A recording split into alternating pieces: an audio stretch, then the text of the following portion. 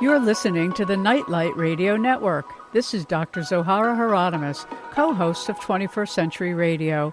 We are happy to present this rebroadcast of our show on Nightlight. Enjoy. As most of us realize, change in a radical way is upon us and the Earth.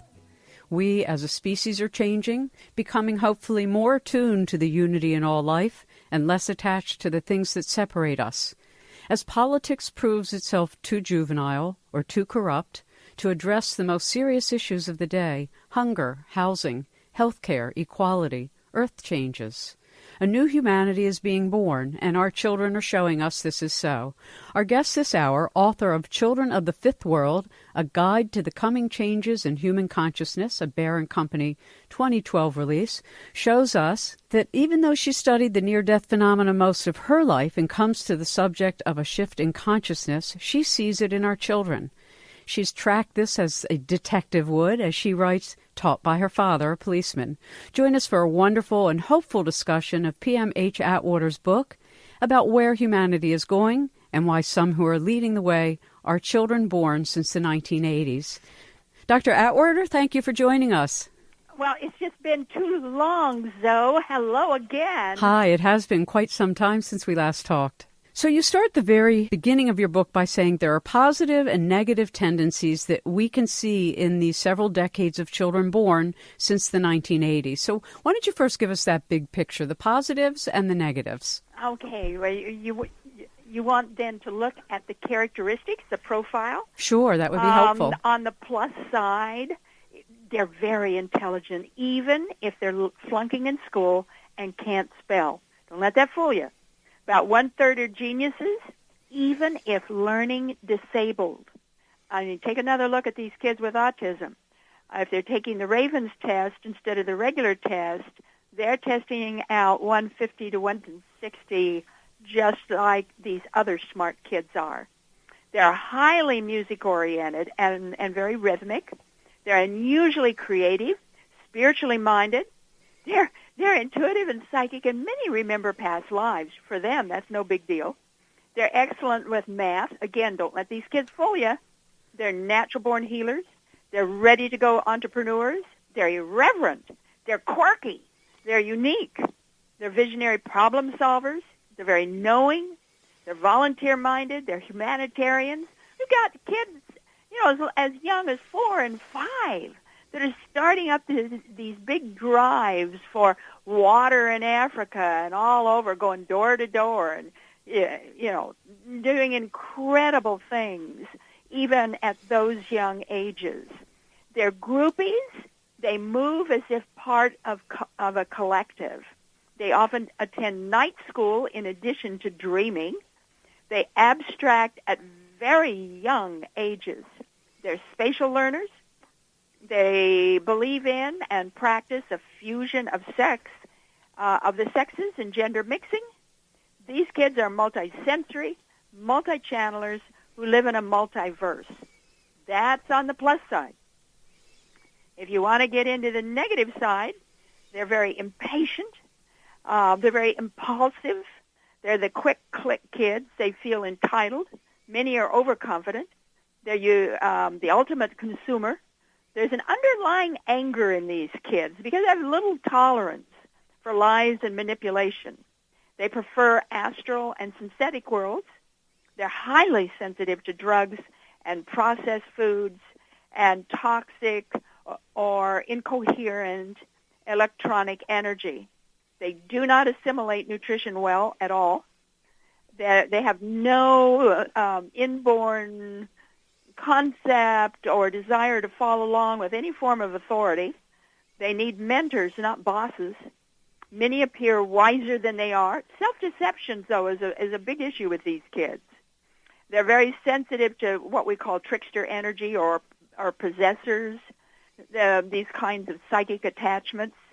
They do not understand the need to process or refine or get a degree or, improve your work. Because for most of these kids, they've got the knowledge right there. So they don't understand why they have to go to college and get a degree to signify what they already know. They expect things to come to them. They don't recognize boundaries, even that of skin. Clothes are often more important than language. But their greatest fear is silence. It's like it's like most of them don't even know nature anymore, and this idea of silence. Well, and it is so interesting because when you start talking about the change of DNA, and we've talked on this program for years about morphic resonance, how when one person does something well, like a group of people clearing a path in the woods, the next group of people walk through effortlessly. So it's almost as though these kids, who many are the children of the baby boomers, who sort of had a very spiritual hookup, but also a very rational background. You know, most of us came after World War II and learned in sort of the factory methodology of learning, of processing information and spitting it back out, which for many of us was extremely boring. And so I think our children inherited that kind of acceptance that there's something much larger than this picture of the factory. Well, you know, these kids, we need to realize their first view of the world is through a screen. Right, exactly. And that's very sobering. Well, for the rest of us, our first view of the world is the world. I mean, we're out the door. Right. But not these kids. Well, let's talk a little bit about that. I've talked about that with Joseph Chilton Pierce and others, and I saw you quoted him in this one particular part of the book, which I found astounding, that he said between 1990 and 2000, that's a 10-year period, 55,000 children were killed by other children. Right.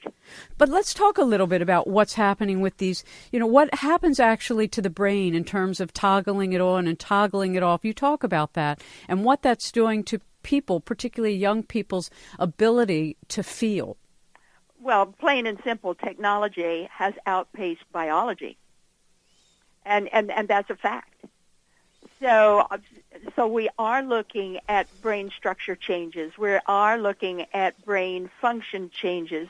We are looking at changes in the nervous system. So, in the new digital world, with most of these kids having, possessing or using electronic devices, the first thing that gets lost is emotions. They no longer have the ability to recognize emotions on a person's face. They don't see that person, one-to-one. They no longer recognize emotions in a person's voice. They can't, they can no longer recognize the different swings and character and personality and what's going on. And they're losing language. I mean, this is serious. We used to have, you and I maybe had 40,000, 50,000 words. These kids have maybe 12,000. And so when we look at this sort of, it's interesting because it's true in any generation and in any person's life experience. What we don't use weakens. And so when you don't use a certain part of the brain and it's not developed through, obviously, imagination and play, which is really the most important thing to build a self-mastered person. So these children's sense of play is not imaginary. It's constantly being given input from somebody's game of violence or somebody's stupid little cartoon that's violent. Talk to us a little bit about, though, because it now is happening with toddlers where people are trying to teach their children how to use these machines before they're really even able to have relationship. Well, the first thing I recommend, no computers, no television, nothing like that until after the age of 2, preferably the age of 3. And then start adding it in little by little as you go along, month by month, year by year. And the magic cutoff seems to be puberty. So that if you can sort of regulate it up until the age of puberty, then after that, the child seems to be able to handle those kind of energies and that kind of incoherent, electronic energy much better. It doesn't seem to hurt them as much. But if you start them out full blast, we've now got computers for 4-year-olds. In the state of North Carolina, for instance, in nursery school, they're starting them out learning how to run a computer. 4 years old. And they're not teaching cursive writing anymore.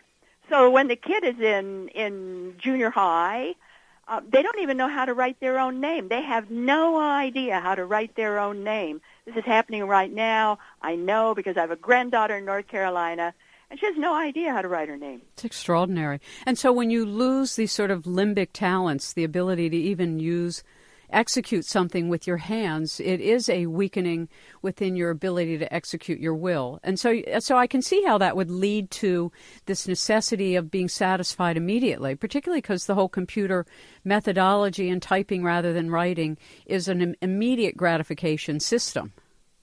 Well, what you're really losing here is the ability to reason. These are really smart kids. I want to emphasize that. They're geniuses. And they're able to do things and figure out things like we've never seen before. But when it comes to basic barnyard reasoning, that they're lost. Well, you also pointed out something that others have started to really examine with a degree of fear or concern, is that they're extremely indulged. We're talking about since the 1980s. And there's a disassociation is rampant, meaning bullying, murdering, this lack of respect for others. So as you point out, this is not all good news, this acceleration of technology into the youth population. Talk to us a little bit about what disassociation is and why it seems to be accelerating with the replacement of deeper relationship with kind of like this, I don't know what you call it. It's an artificial relationship. Well, again, we go back to this inability to be able to feel. So if a guy wants to break up with a gal, he just simply picks up his cell phone or his little device and just says, goodbye, don't want to see you anymore. That's it, period, gone. And the gal on the other end is like stunned. There's no talking it out. There's no discussion. There's no debate. There's no, I'm sorry. There's no touching. There's nothing, but just these words in the air that says it's over. And so where do you put that in a relationship? You can't put it in a relationship. It's very superficial. It's very hollow. It makes you feel like you're not a person. You're not a real full person. So, that's a real challenge with these kids. And another real challenge with these kids that we're just finding out about as of last year when the stats started coming out and the various professionals started talking about it, and that is drugging these kids, especially learning disorders, when they're young, maybe 7 or 8, maybe 10. So they're taking these drugs from then on. Well, certainly some of them need them. I'm not saying totally, get rid of them all, but the way that we're doing it, and the frequency and the dosages, and year after year after year, what we're finding is now. So this is just grabs me. Now we're finding that many of these kids that have been dosed all their life are now grown up. They're now adults. And they don't know what love is. It's like stop and think. I want to recommend a book to everybody. It's called Dosed.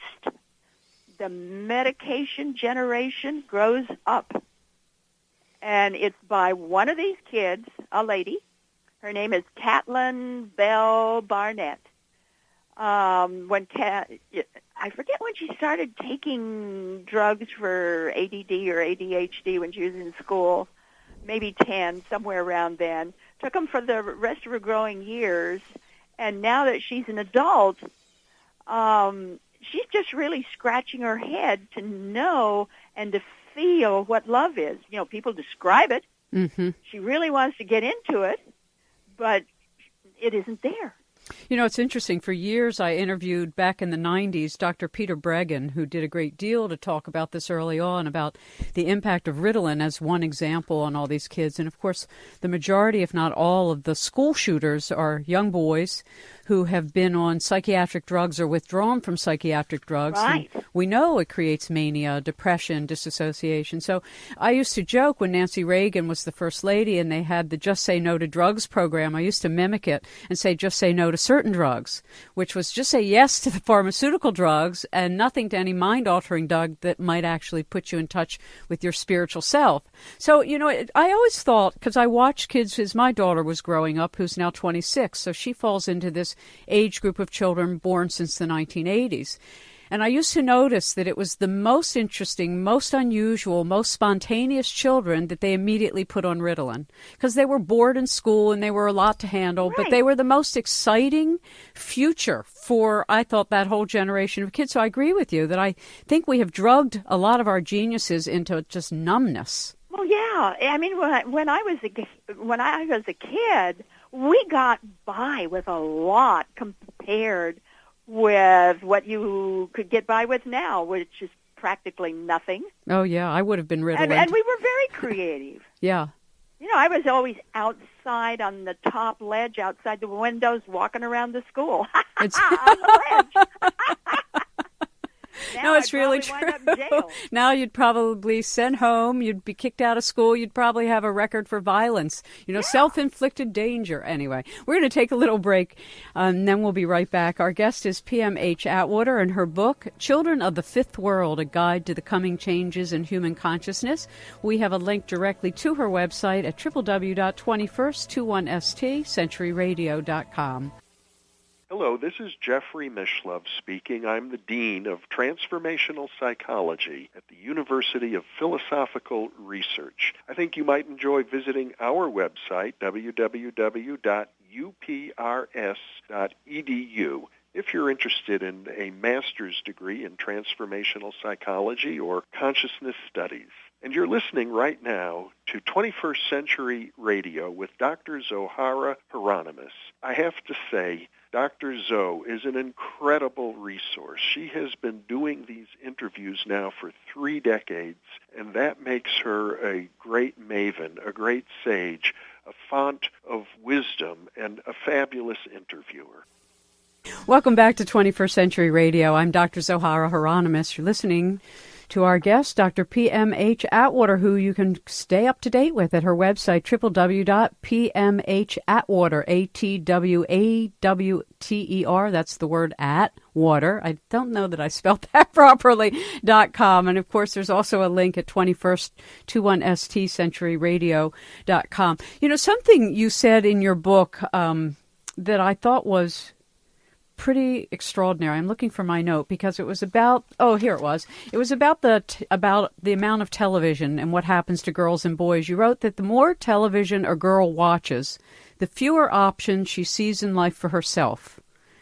On the flip side, the more TV a boy watches, the more his views become sexist. And I was thinking to myself, it's no wonder then that sex trafficking is now one of the largest, I think it's like the third largest. It is the third largest industry.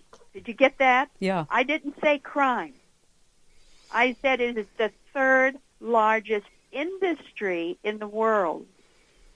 In some countries, it is their largest item on the, what is it called, the GNP? Mm-hmm. It's extraordinary. I mean, it's stunning what's going on here. If you just watch television and the commercials and any given show, it's the guy who's the hero. It's the guy who's free. It's the guy that's out there doing whatever principally he wants to do. And it's the gal who's wearing the flimsy clothes, even on Christian television. It is the gal who's wearing the flimsy clothes, has the pretty hair, once in a while makes a decision for herself, but is mostly the sex object. Mm-hmm. And it's still that way. I'm always amazed that even girls at just such young ages, and you see it in the tiara thing on television, toddlers and tiaras. Toddlers. It's sickening. I mean, it's sort of this objectification of girls as property again. It's no different than biblical times when women were owned as chattel. And you would think after the women's movement in this country that we would see a shift in Hollywood and a shift in the kinds of opportunities that women are given. Yeah, but yet, dear, the Equal Rights Amendment never passed. Mm-hmm. We never got it. They say, well, there's enough laws on the books now that it protects women. Forget it. until you have that Equal Rights Amendment, you do not have full protection. Well, and I remember during the recent Super Bowl reading an article about the fact that trafficking in girls and women was the largest crime in the country, and it happened during Super Bowl time, wherever Super Bowl happens to be. Yeah. And that is just an extraordinary reality. That's where we reality. get back to sexual slavery as the third leading industry in the world. It makes that much money. Well, later in the evening, we're talking with Jean Shinoda Boland, and she's been working on the advocacy for a UN Fifth World Conference on Women, and their focus this year worldwide is exactly on this, is trafficking in women and girls, women and children. Oh, I mean, thank little boys heaven too. they're focusing on it. But it's an enormous problem. So back to this Children of the Fifth World, the title of your Barron Company 2012 relief. There are things about these children that each of us as older mentors, parents, grandparents, teachers, community workers can do to sort of help them in ways that's constructive. Well, a really good thing is to be a mentor. Not to be a parent, not to be a boss, not to give them orders all the time, but to be a mentor. These kids will talk to you. You can talk to these kids. And they need to be listened to. It's not just that you're talking to them all the time, but you're listening to them because they have a lot of ideas, and they're very good ideas. And if you would just do that simple thing, just be a mentor, no matter who you are, be a mentor to our new ones growing up, to listen to them and to maybe engage them in some of these activities and ideas that they have. That's all it takes, and they're not only running with it, but they're making changes that are just fabulous. But again, we have to be careful, and I'm going to go back a little bit to some of the things we said before because I don't think we really realize how big this is. I would say that the biggest talent of today's children, I would say for anyone born since 1982, so we're talking about some of the kids maybe that are now in their 30s. So they're not really kids anymore. They're kids to me and you, but they're not kids, technically. One of the flat out, their greatest talent is their ability to abstract and deal on the conceptual levels. They start doing this from their earliest talking. So that's like 2, maybe 2.5. They start abstracting, and I'd like to give the audience just a little sample of what I mean by abstracting, and then I want to make my point.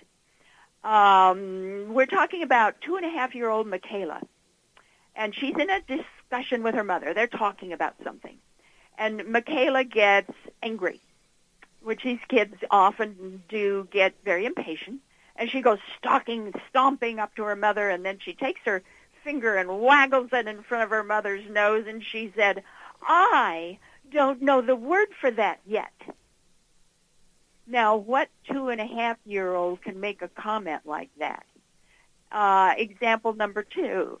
This is from my near-death work, but it's still the same thing, the ability to abstract, because you find it so much with children and adults who come back from near-death states, near-death experiences, and immediately start abstracting, especially with children. And this is a 6-year-old. He's first grade. He's in Atlanta, Georgia. He dies from a drowning about halfway through the school year. They were able to save him, resuscitate him, bring him back. So when he's finally able to get back to school, now stop and think here. First grade, what are they reading? They're reading See, Spot, Run, Dick and Jane. This boy comes back reading Greek mythology, and he goes up to his teacher and asked her, why was the book Robinson Crusoe ever written? It's like overnight. This kid is abstracting. They talk about thinking outside the box. These kids never knew a box was ever there to begin with. Well, one of the things you said about it is that they aren't necessarily wiser, they're conceptualizers, which means they don't rationalize, they leap, which reminds me very much of... It's incredible, but that really is their greatest talent. And in a study that was done in England, they found 50% of the kids were losing the ability to abstract by puberty. And so they, did a big search to find out why. And the culprit was the electronics themselves, the idea of a screen. It wasn't just, kind of shows that are on TV, or it wasn't just iPads or, this kind of thing. It was that whole, the whole genre. And my thought is, of course, limiting usage until they're up to puberty, but get them more involved in gardening, get them more involved with animals, get them out the door, get them involved with the kind of chores where they either have to scrub or wash or somehow use their hands to where they have to feel things like surfaces and texture. If you do that, you'll bring a lot of the abstraction back. It's so interesting to listen to you talk. I feel like I'm listening to some, it's like when the grandparent was said, oh, in our generation. But the difference now between how those of us who grew up in the 30s, 40s, and 50s, or even those who grew up in the 60s, we still had this connection to nature. And that is what they talk about worldwide, is this disconnect from nature overall has had such a numbing impact on our sense of our relationship to the earth, which, of course, leads to all kinds of abuses. But I thought one of the studies that you talked about was just so fascinating about the difference between kids born in Iran and kids born in Afghanistan. Well, and kids born in China and India and all these kind of different places. One of the things I noticed with children born in Iran, and this is specifically, we're talking timing here. Right. We're talking about 1980 to 1990. I think it started a little bit sooner than that. I don't have all the figures right in front of my face here, but when they had that big overthrow of the Shah of Iran and got rid of the guy, then they had this big push to have children. So they would pay the parents, especially the mothers. They had good child care. They had a lot of emphasis on good food, good education. We're going to take care of our kids. We're going to have this big push. And, that's right. That push was in the 80s. Started actually a little sooner than that, all of the 80s and up to 90. This big push. Well, when you do that, when you have this guarantee of good parenting, good food, good education, that then frees those special lobes in the brain, the frontal lobes in the brain, to bloom and grow. They're free. They're often called the wings of the brain because that's where we get our integrity and able to make choices, that fairness. That all comes from these prefrontal lobes. And those lobes only develop in that manner, freely and expandedly, if the mother feels safe when the child is in the womb.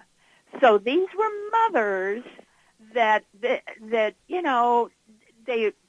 really felt safe and wanted and needed for their country. So they gave birth to all these kids up until, they reversed that law, I think, 1991, 1992, somewhere in there. And that special program no longer existed after that. Well, those kids that were born in that period who could have expanded temporal lobe development, those are the children, exactly the adults that have been on the streets, objecting and doing everything they can to bring down the Ayatollahs because they feel those people are ruining their country. So they're the ones who are on the street fighting, specifically them. The kids in Afghanistan never got that chance. It's very interesting because one of the things most of the people I've interviewed who are technological wizards are speaking about the change in how we operate in the world as human and machine and the interface between the two. We know the human and we know the machine. We don't yet know the interface. And some of the things, as you're describing, we're finding out are very detrimental to certain aspects of human development. But you had I think you mentioned it a little earlier, but I'd like it if you talk about it for a minute, which is about autism, because we have such a high percentage now of autistic children. But from your perspective and many others who have written on the subject, it's not an illness. It's a condition of a different kind of way of knowing. Did you know that just last week a scientific paper came out? I didn't bring it upstairs with me. Sorry, so I can't quote it. It's going to be in my next newsletter, though, my free monthly newsletter, where I will quote it and will give you the link to this paper, where they now are able to say that one of the leading causes of autism is these frequencies that our children and our homes are now subjected to, like from cell phones and routers and modems and all this kind of thing, that they're now able to make a scientific link between what is believed, they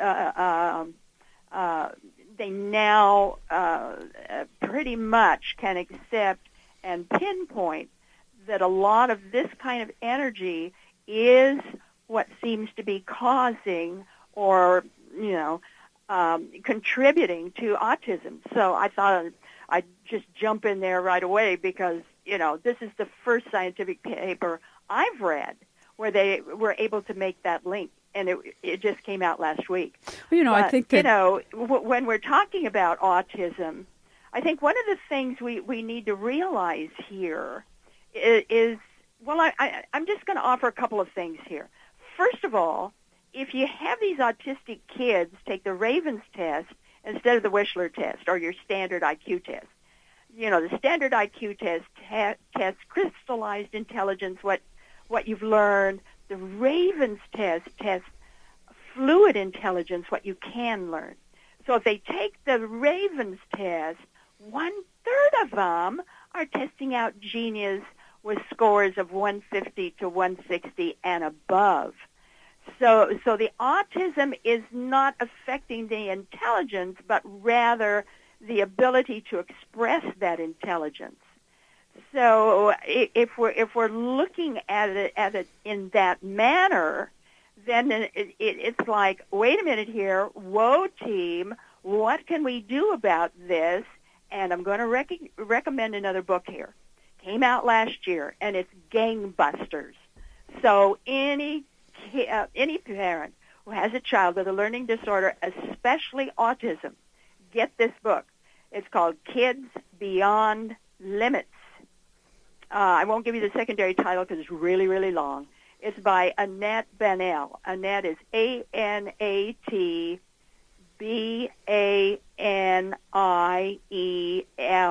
She has developed a way through exercises and certain hand and body techniques to either reverse autism or to weaken it enough that the child is able to function pretty well as a normal child could.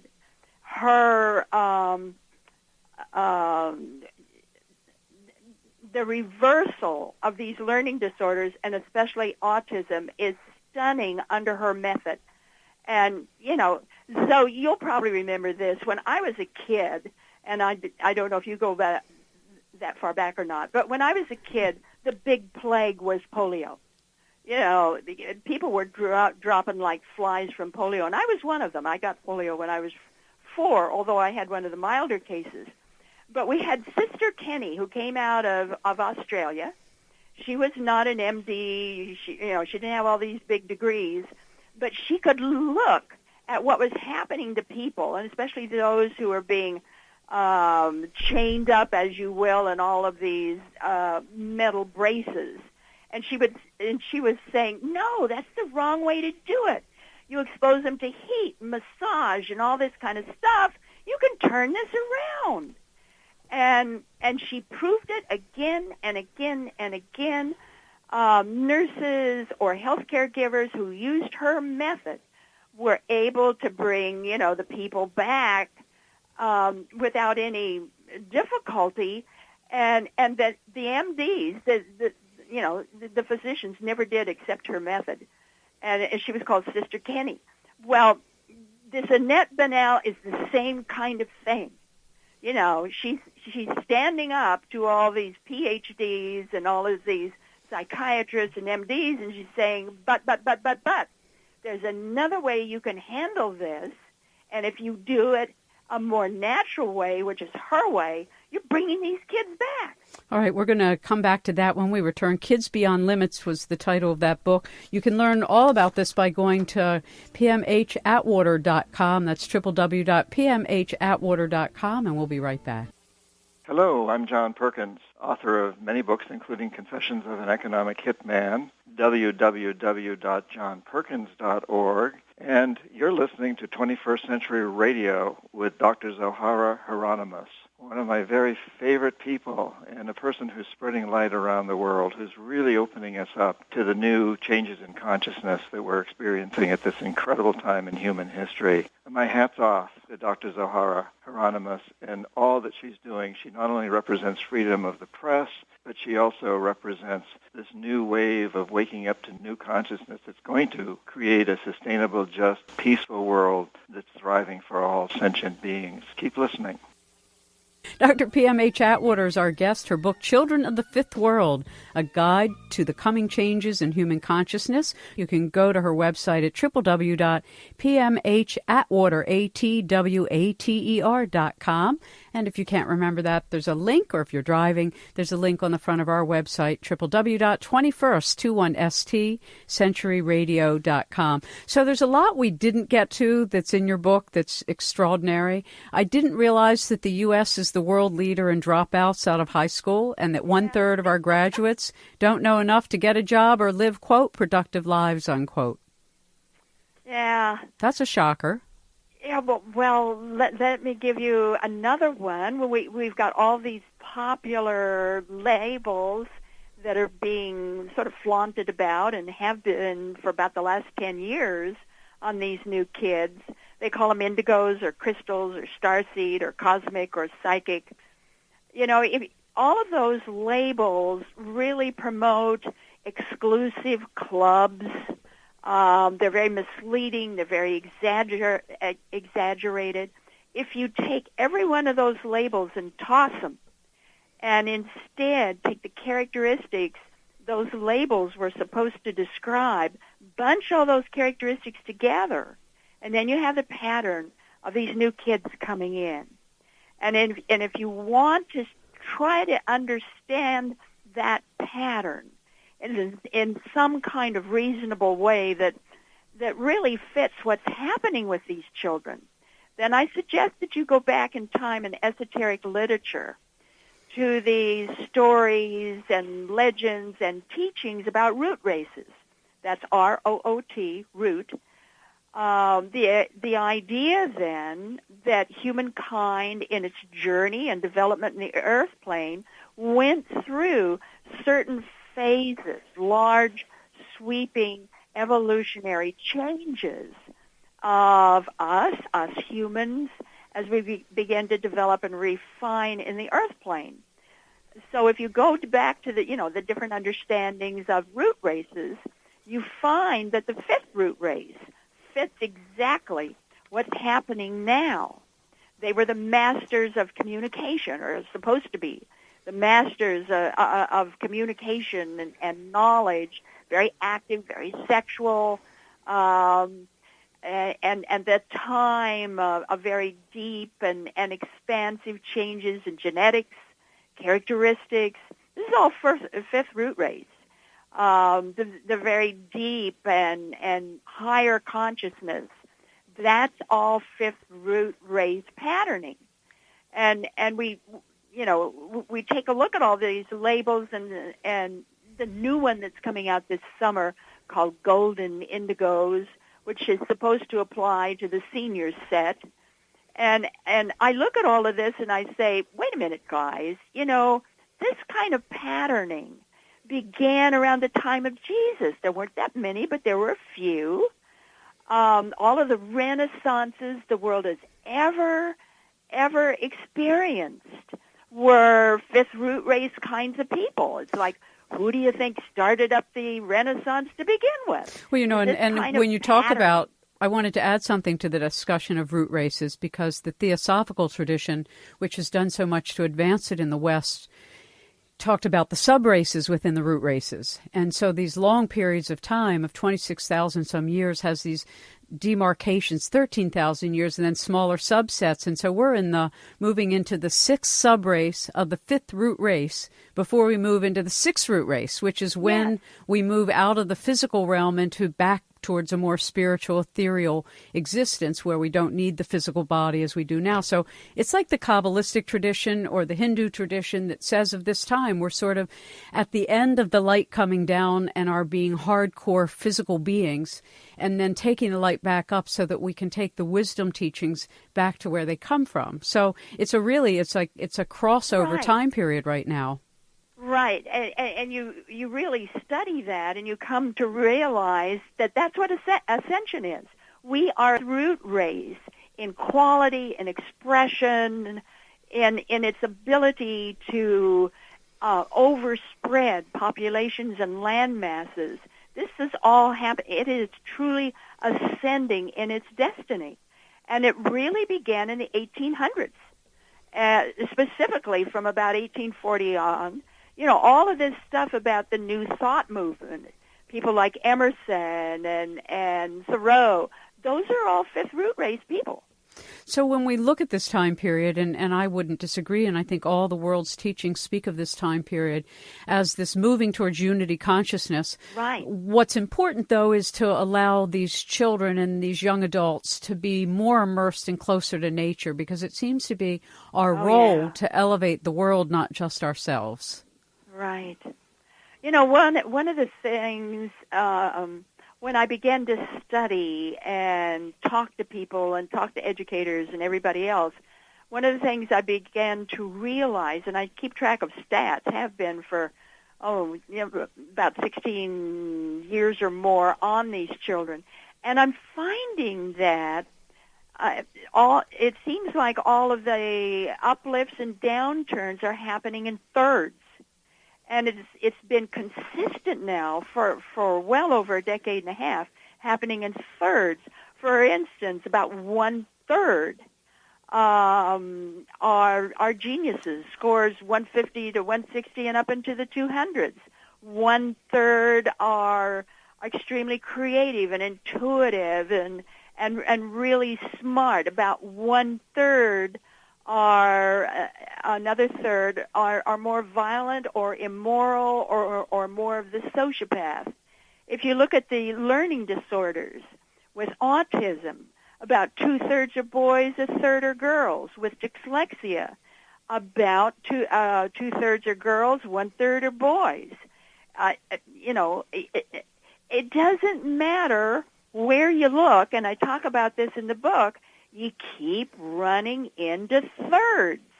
And, of course, that's sacred geometry. That is the universal movement or expression of balance, harmony, and beauty. So we've got all of this, positive and negative, running in thirds, consistently being in thirds, and that is simply not possible. So I, as the researcher, am looking at this and saying, wait a minute here, there's another hand at work. And that tells me that the higher energies, the higher sources, God, whatever you want to call it, there's divine order here. We're not behind. We're on track exactly where we need to be in our destiny, in our learning, in what needs to be occurring.